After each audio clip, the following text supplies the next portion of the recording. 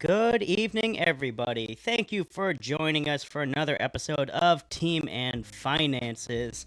I am your host. I am Andrew. Joining me once again, as always, the one and only sleepyGary, Dylan Linder. How you doing, Dylan? I'm good, fresh off the DLC. I seem to be one of the only few people who went that didn't get sick, so I'm happy for that. So that's why this video is coming out a little bit later. A lot of our teammates got sick, unfortunately. Concrete is a thing or whatever have you. So make sure you're washing your hands, guys. Yeah, with 2,000 plus people in that arena, avoiding an illness was going to take a heaven sent plan here, but we're recovering. We are going to address the topic of the week, which is we just came back from DLC Vegas, and boy, was it a good time. Dylan, how was that for you? That was your first DLC. Yeah, it was definitely interesting. I played some side events, did very well, got myself a full set of Rapunzel promos and some other stuff on the side. So it was a lot of good time. Met a lot of people, made some connections. I'm excited for Seattle. That will be my second DLC ever, and I think now I kind of know the feel of stuff and how to plan my turns out. And I pulled an Enchanted Hades out of a first chapter sealed, so I'm very happy about that. So it was great. It was great. You'll hear all about our experiences with the first chapter sealed event that was only at DLC Vegas. It was pretty good for both of us, especially financially. So, love it, love it. It was wonderful. But we want to first of all we have to offer our congratulations to the one and only Zan Syed, who won DLC Vegas. Could not be a more deserving competitor and winner and representative of the Lorcana community. I had the privilege of playing him in Chicago in the third round. He was on my favorite purple steel combination, and we drew in that match, which I feel lucky I even got that. But congratulations, Zan. Enjoy your second Mickey and solidifying your place as one of the DLC winners. But naturally, with the win, as we all expected, there was going to be a shift in some of the finances, especially in the cards that was going to be in Zan's list. Now, I think the biggest winner, as you and me really didn't predict all that much, we kind of saw it maybe from afar, but the biggest winner are the components of green steel discard. Dylan, what is your response to what we saw? I mean, everyone loved playing against Bucky, right? Right? You know what? It was a deck that I didn't really have on my radar, and looking back, I mean, hindsight's 2020, right? But it's like it makes sense because blue red is weak to discard, and it was the most popular deck at the DLC, so it makes sense. Red purple, who was trying to beat blue red, also weak to discard. And the deck doesn't really have a bad matchup against Amber Steelsong, because as we'll talk about, turns out the referee kind of be cheating and helping out the other team. So no, it was an innovation. Anyone who's going to Seattle, it's definitely going to be on people's radar now. The meta was very weak to Diablo personally, and that will reflect the prices. So not a lot of people playing, expecting Diablo. A lot of blue-red decks even cutting Brawl down to 0. And yeah, I'm not surprised that it did so well. Definitely a deck that came out of the gates nowhere and really took down the tournament. Let's talk about the individual cards. There, as we know already from the Bucky meta, that Green Steel is notoriously a fairly expensive deck. You're running Beast, Tragic Hero. Some of them, not any of the list currently, but some of them were running Robin Hood, Champion of Sherwood at the time, which made that also expensive. One of the biggest, I think, winners of this deck was possibly Tinkerbell, which has always been probably one of the best steel cards ever. But this card has remained to be a powerhouse. Yeah, it's been definitely crazy.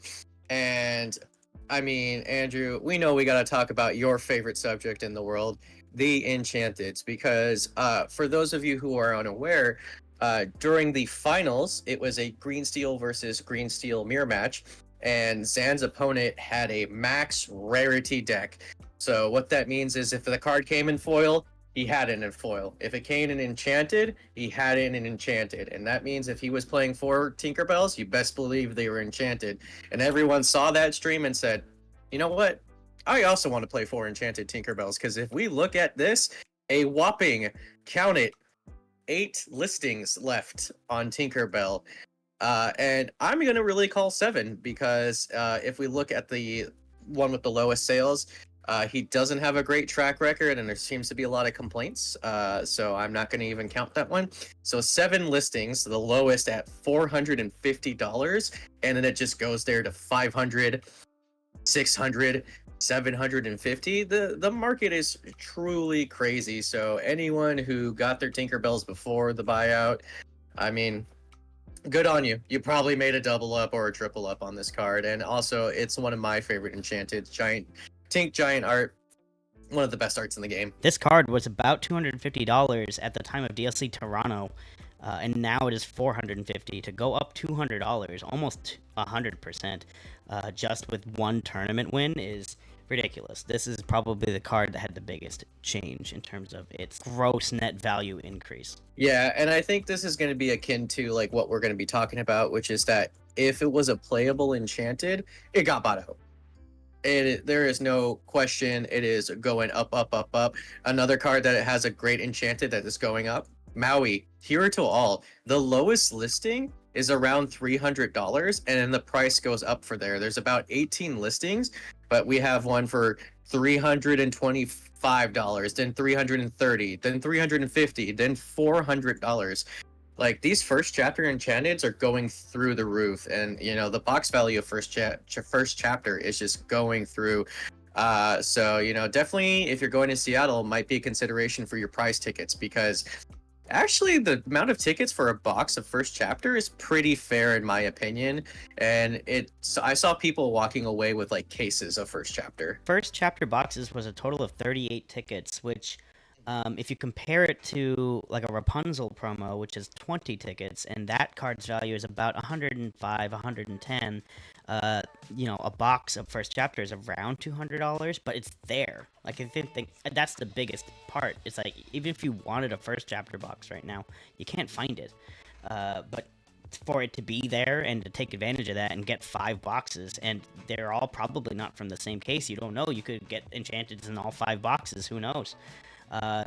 You know, some people wanted that gamble, especially those people who went to 4 DLCs already and had their promos, and they didn't really need 7, 8 Rapunzels. Yeah, it's crazy because if you think about it, I think the EV return of a first chapter box is around $260 in value. That's worth more than 2 Rapunzel promos, and it's less the price because you're paying $40 for 2 Rapunzel promos, so you're saving a little ticks. And also, like, individual packs of first chapter were only 2 ticks, the same price as any other pack. So like, why not just roll with first chapter? Why would you get Ursula's return when you can get the first chapter? I don't know, maybe you need the cards, but yeah, like definitely worth your ticks, definitely worth the watching. But Andrew, this is going to be truly a great day for you because we are not done talking about enchanteds, not by a long shot. If it was in green and steel and has an enchanted, it went up. So let's talk about it. Let's first talk about our lovable Space Goo Morph, who is going up. You know, he was seen as a 4-up, and look at this. There's 2 listings at sub $100. One of the listings has 0% rating, even though he has 128 sales.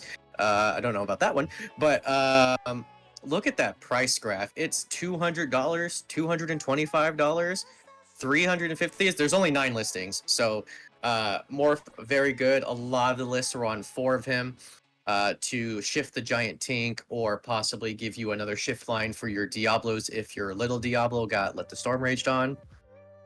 Also, look at him. He's just adorable. I have a soft spot for Treasure Planet, so I love it. But yeah, I guess an enchanted that you literally put another card on top of is worth like $250, so that's crazy. Another card that is also going up is the enchanted we don't talk about, Bruno.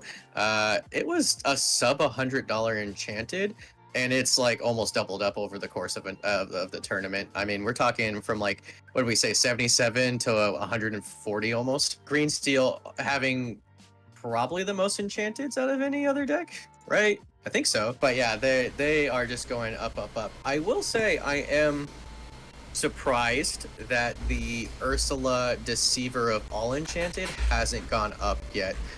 It is not as old of a set as the other sets were, but it is sitting under $200 right now. And with everyone buying out Enchanteds, I'm very surprised that the Enchanted hasn't gone up. But we have another DLC, so I think it's only a matter of time. So if you have Ursula Enchanteds and you can kind of save them, I would honestly hold. Like, the DLC is next month. Just wait a month, see if you get a double up. Or if you're trying to get into the market, they ain't gonna get any cheaper. They're not gonna get less. They're not gonna get any cheaper from a month from now. So if anything, they can go up. So I would definitely be on a hold or buy for sure. But this market is just still dominated by green steel. We don't even have to talk about Enchanteds. We'll just talk about cards that are going up, up, up. I want to talk about Pete, the good old judge, the referee, the ref that says no. He is $1 plus $1 something shipping. So, like, honestly, $1 or $2 for an uncommon. We don't get that a lot. Like, Turner Box followers around it too. But honestly, guys, if you have any Pete's, I would hang on to them. They're not bulk. You can sell them for $1, maybe even $2. I would definitely keep onto them. The cold foils, though, there's only 15 listings, and he's around $9-10 right now. And again, there's only 15 listings, so all it takes is one person needing a playset, because everyone just has like onesies copies of this, and Pete could be $15-20. So he is truly the dominating force of steel. I don't think people understand that the metagame is kind of warping around Pete. Like, for example, Blue Red is designing their deck specifically to counter Pete. Pete is just everywhere. Either you're on him or you're warping your deck to get around him. Pete has just been super strong. Great game. I do want to go to hashtag shout us out, because Diablo, Devoted Herald, guys, I was saying this card was way too cheap. Way too cheap. Like, as of 2 weeks ago, you could have gotten Diablos for $23. And look at that. He's back up to $35, non-cold foil. And it's not surprising. That card was way too cheap. And then the cold foils going on up. There's a couple listings for like 39, then he goes to 42 and higher. I think that's great. I think Diablo is still amazing. It's good to see that this card, a lot of people were down on, and it shows that, like, hey, you still have to respect Diablo, because he is a powerhouse. Moving on to more green steel stuff, we have Beast, Tragic Hero, aka Sad Boy Beast, aka Emo Beast. He is no longer that like $32 to $33 card. He is going back up to like $45, $43 to $45. And the cold foil listings are around $73. So I remember you could get Beast for like 65-ish. So he's gone up a little bit on the cold foils, and then the non-cold foils have gone up. And you know what? A lot of people thought that Beast was kind of out of the metagame. And it goes to show you that he clearly is not. He's still very good, especially with the morph package, shifting him on 3. I don't really know any decks that can deal with that shift line on turn 3. It is really backbreaking. You can also sing like We Don't Talk About Bruno when you have your Johns out. It is insane. So yeah, Sad Boy Beast going on and up. But Andrew, did you think I was done talking about green steel? Because we're not. It is green. It is green weekend, my friend, and we are talking more about it. Prince John cold foils are going up. Right now, Prince John cold foils are around like $12-13. But I do want to shout out that the non-cold foils are like, I'm sorry, actually, cold foils are around more like $15. I do want to shout out that the non-cold foils are still pretty cheap in my opinion. He's around $5, and good old PJ is a 4 of in most green steel decks, if not all of them. Maybe 3 if they don't feel like playing 4. And I feel like $5 for that is not at all bad. I mean, it is also like from a not very popular set. Rise of the Floodborn wasn't super cracked a lot because the value was perceived pretty low. So I think John as a rare probably could go up to $10. I think you can easily get a double up. If anything, if you need your cards, get them now. They ain't gonna get cheaper. So definitely buy them. Another card that I'm actually surprised at the price of is Ursula, Deceiver of All. I still think it's pretty cheap for a legendary, considering it was a 4 of in all the green steel list. It is up $20 still, and I am very surprised. And even the cold foils are only around like $5 more and stuff. So I think that's very surprising for a cold foil. So I would definitely pick them up. I'm definitely on buy on Deceiver of Alls. It's a 4 of in the deck, and I think it's gonna do well in Seattle. Another card that I'm kind of surprised that is relatively low is actually Cold Foil Deceivers. They're around $3 to $4, and I think that can definitely go up. We've seen uncommons reach high prices. I mean, if Pete can see around $10 as an uncommon cold foil, why can't Ursula? Ursula sees just as much play as Pete. She's in every green deck as a 4 of, no questions asked. So I definitely think you should be buying your cold foil Ursulas. But we're not done, because the big winner of the green rise of the Greenborn is that Anna, Diplomatic Queen. Andrew, this card was $5. $5 for a legendary. And look, I'll be the first one to admit it. I didn't think she was that game breaking. It was okay. It was okay. But it turns out when you just keep bouncing Anna over and over, whether with you're playing with the muses or with the petting zoo package, it turns out to be very, very strong. I will tell you, Andrew, there is no better feeling than dropping an Anna and choosing to banish Tamatoa. After you're like, oh cool, I paid 5 mana. I paid 5 mana for a Dragonfire that also quests for 2. She is now $14 non-cold foil, and also kind of going up from there. I mean, just a few listings. There's one person who has 3 copies at $13.28 plus $1.27 shipping, and then it goes to $15-16. But the cold foils are a whopping $30. And I'll tell you guys, I bought my cold foil copies at the DLC like the Saturday of for $10 each. So this was a $10 cold foil as of Saturday of Vegas DLC, and that was a triple up I just made. It is insane, and I will admit, Anna is a very strong card. It's very good, especially when you're bouncing stuff. And some green steel players are even playing 4 copies of her, which is insane. The card is House.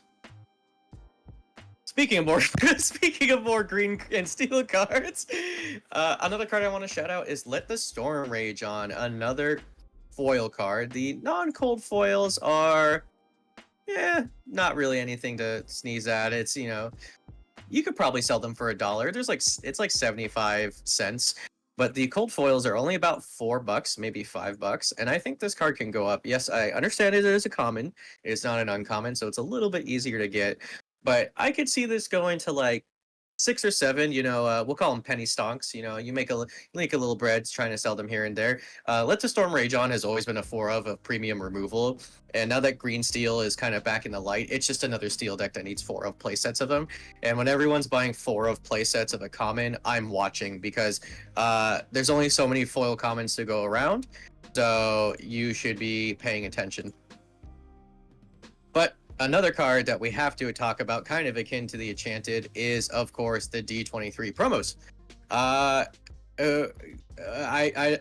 I'm sorry, I just don't know what to say to these prices. Ursula Deceiver herself is almost, I'm saying $100. Like, there's a couple listings that have like 92, 94. There's like a listing that's like $100, and it goes to 125, 140. There's only 15 listings. This card is worth almost as much as the MSRP of the D23 set. I will say it looks fantastic in person, but this card, I don't know what the ceiling is for this. $200, maybe more. It just turned out if you bought the DLC promos or the whole box itself, good on you. I mean, you're just making a killing with that. It is insane, the price. I really don't know how high it can go, but apparently it's just going to keep going up. Yeah, as of August 10th, it was a $50 card, and now it's over doubled up. So yeah, good on you. Good on you. Big stonks indeed. Some more green cards that I want to shout out is Morph, Space Goo, non-enchanted. The non-cold foil is about $2. probably could go to $5 in my opinion. Cold foils though are only $5. Pick up your cold foils, guys. There's 32 listings, but I could easily see that cold foil going to $10. Why not? It's a 4 of in a lot of green decks. Card's very good. It makes your opponent play like, oh, do I banish, this card, or do I banish the morph? Do they have the shift? It's a bunch of mind game stuff. And if you're, would you rather have a $2 non-cold foil or a $5 cold foil? In my opinion, I'm taking the cold foil. But you know me, I'm always about buying the cold foils, guys. So I definitely think that you should be buying the cold foils. All right, I swear, this is the last. No, I lied. There's 2 more green cards we're going to talk about, and then I'll talk about non-green cards. I promise you guys. We don't talk about Bruno. It is going up in price. The non-cold foils used to be about $1, maybe $1.25. Currently, they're around $2.50. This card is seeing a play as a 4 of, as a premium removal spell in green steel, mostly because when you have a John, it also makes them discard a card, so you're always drawing a card off John. You can sing it with Beast, you can sing it with Giant Tink. Very good card. I could see this card going up till around $5. There is a vendor who has, it's Pro Play Games. Pro Play Games has 24 copies at $2.50 plus a $1.27 shipping, but free on orders over $5. So I guess, hey, shout out to them. Get your copies there if you need 24 Brunos. But I can definitely see it as a $5 non-cold foil. And the cold foil itself is pretty cheap too. It's around $4 to $5. I picked up a couple of copies at the DLC for around $4, I believe. Another card. Again, guys, I think I really need to harp on this point, is that if it's a 4 of and it's consistently a 4 of in decks, the cold foils are going to go up because you need to buy. Think about it. If 2 people want to play this green steel deck and they play as a 4 of, that's 8 copies off the market. You don't even need a lot of people before that multiplies, because you're multiplying every person buying this card by 4. So I can definitely see the cold foils going up to $10, maybe even $15. All right. The last card for green that we're talking about is the Muses. We were talking about this off camera, and my gosh, I remember I bought my Muses maybe less than a month ago for $2. It is now a $12 cold foil. It is insane. There's only 15 listings, so this is a huge buyout. And if you saw Zan perform at the DLC finals, you can see how backbreaking the Muses are. It was just bouncing opponents' Diablos. It was bouncing his Elsas to replay the Elsas. It is a very good control card, especially when all your removal are songs. So it's kind of getting that 2-for-1 value. And if you want to see a man who truly understands the ins and outs of trigger interaction and how the bag works and stuff like that, I would highly recommend watching the finals, because you'll just see Zan being like, this happens here, this happens here, this is how I'm going to do my triggers, and it was just all to his benefit. So definitely a exciting game, and watching a master do his work, and the Muses was definitely the tools that led to how busted that whole interaction work. Moving on, we are going to talk about Maleficent Monstrous Dragon. Now, I want to say, we shouted this out. I was like, guys, why do we have this trend of Maleficent always being less than $20 and then going to $30? And I guarantee you, by the end of set 5 going on to set 6, she'll go down to less than $30. This card is once again back up to $30. I first chapter legendary, that's always been a 4 of in ramp decks. You guys, I was telling you guys, you should have gotten your copy sub 20. I think she's gonna stay around that price, maybe go to 35. Blue red will be enforced for Seattle for sure. But this always happens. It's always happens where Maleficent goes and back up, then down, then back up. And I'm telling you guys, don't sell your Maleficent $30 and buy them if they're less than $30. It just happens every time. Another dragon in red that I want to talk about is Sisu, the good old blow up your board Sisu. She's seeing around $21 to $22 right now, and honestly, I can see her going up to $30. This card is played as almost as a 4 of in a lot of lists, The non-cold foil is only $28. You're paying $6 more for a cold foil. I would just buy the cold foils.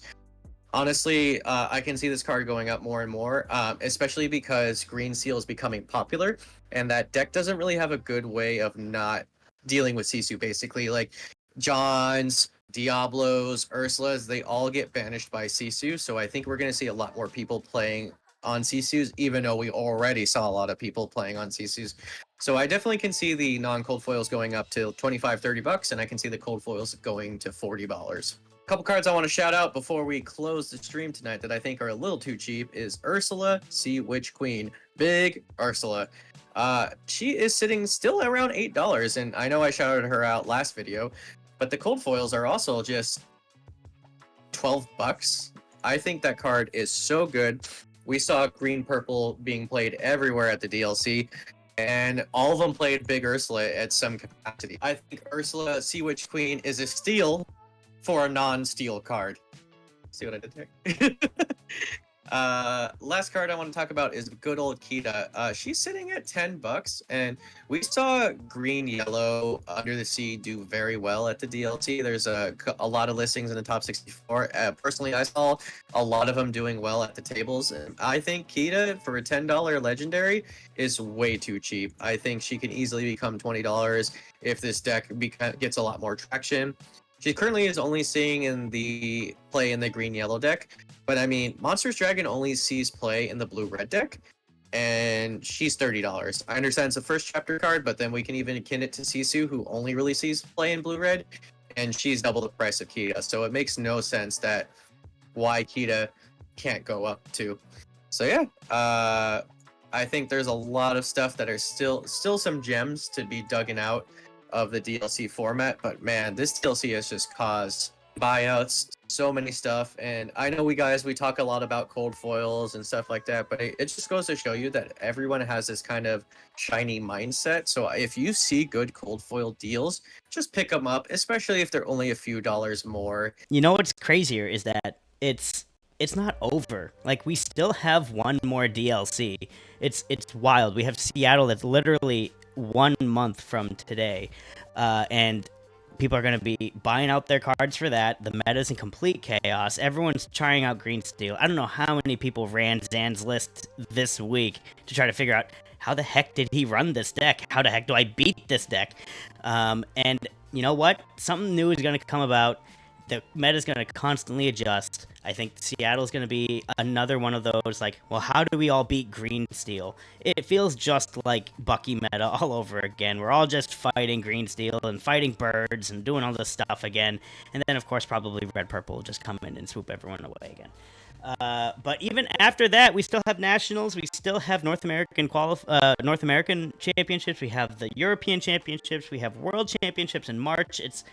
We are in for a wild end of the DLC season and the finals of our championship season, which is great. It's a wonderful start for this very young but very, very high potential game. And I love it. I'm here for it. All right. Well, Dylan, thank you so much for joining us. Everybody at home, thank you so much for listening. We will have our Vegas wrap-up video shortly following this one.